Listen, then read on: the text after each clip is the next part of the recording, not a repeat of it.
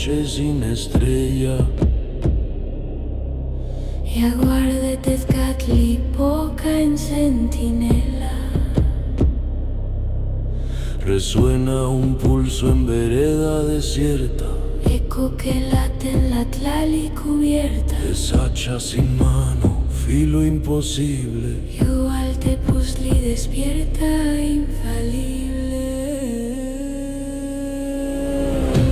Es Yualtepuzli, Hacha de obsidiana, no abre la carne. reclámate y olía temprana. Su golpe es destino, su eco la herida, anuncia la senda sin luz ni vida.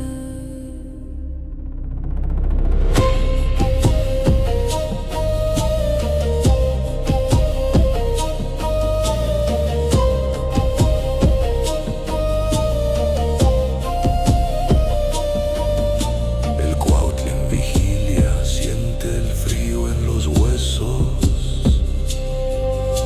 El caminante extraviado suspende sus rezos.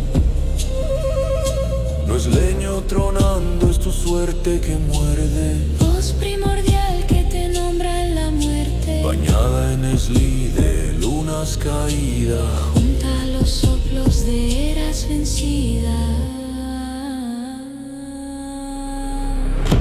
Es Yualtepuzli, Hacha de obsidiana, no abre la carne, reclámate y olía temprana. su golpe es destino. Su eco la herida, anuncia la senda sin luz ni vida.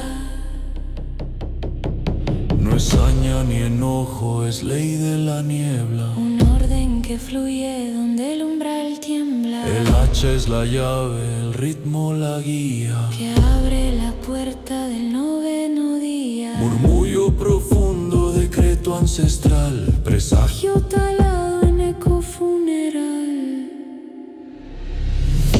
Es Yualtepuzli, hacha de obsidiana, no corta tu carne. enfría el tonaji y llama tu teyolía.